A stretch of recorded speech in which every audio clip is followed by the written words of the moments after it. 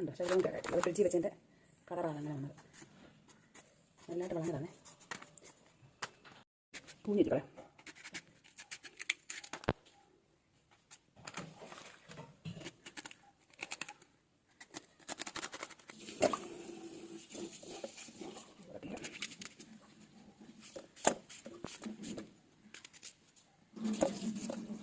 നല്ല വളഞ്ഞ ചീമച്ചക്ക.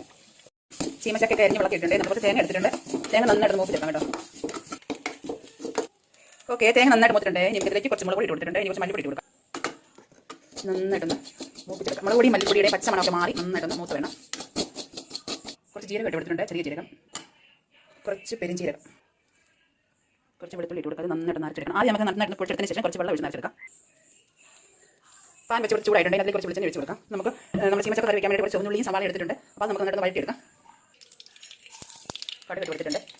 ഇതിപ്പോൾ നമ്മൾ എടുത്തിരിക്കുന്നത് ഒരു ചെറിയ ചുവന്നുള്ളി, ഒരു ചെറിയ സവാളയുടെ ബാക്കി ചുവന്നുള്ളി തേങ്ങപ്പത്തുണ്ട്, പച്ചമുളകുണ്ട്.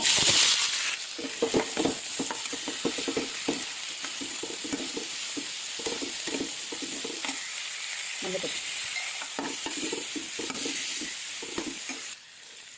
ഇനി നമ്മുടെ ചീമച്ചക്കാരിന് ഇട്ട് കൊടുക്കുകയാണ്.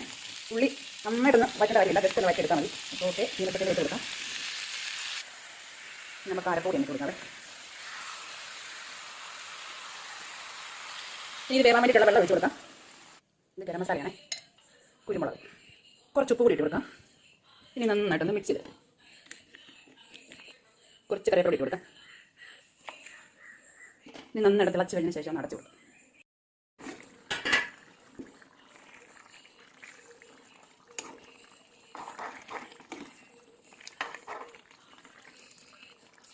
അപ്പോൾ ചീമച്ചക്ക വെന്ത് നോക്കാം. നല്ല ചൂടാണ് കേട്ടോ.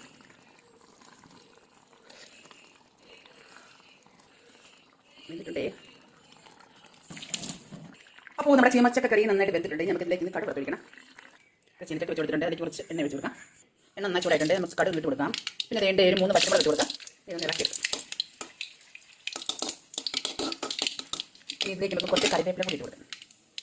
അതുകൂടി ഇട്ട് കൊടുക്കാം. നമ്മുടെ കടുക് വറ ആയിക്കോട്ടെ. അപ്പോൾ ഇതിൻ്റെ ഇനി നമ്മളെടുത്ത് നമ്മുടെ ചീമച്ചക്ക കറിയിലേക്ക് ഒഴിക്കാൻ പോവുകയാണ്. അപ്പോൾ ഓക്കെ ഫ്രണ്ട്സ്, അങ്ങനെ നമ്മുടെ അടിപൊളി ടേസ്റ്റുള്ള ചീമച്ചക്ക കറി റെഡി ആയിട്ടുണ്ട്. ഇതിൻ്റെ അപ്പോൾ ഈ കറി നമ്മുടെ മോര് കറിയും കൂടി ഉണ്ടെങ്കിൽ അടിപൊളിയാണ് ചോറ് കഴിക്കാൻ കേട്ടോ. അപ്പോൾ എല്ലാവരും എൻ്റെ വ്യക്തമായ ലൈക്ക് ചെയ്യാൻ സബ്സ്ക്രൈബ് ചെയ്യാൻ ഒന്നും മറക്കല്ലേ. Okay, bye bye.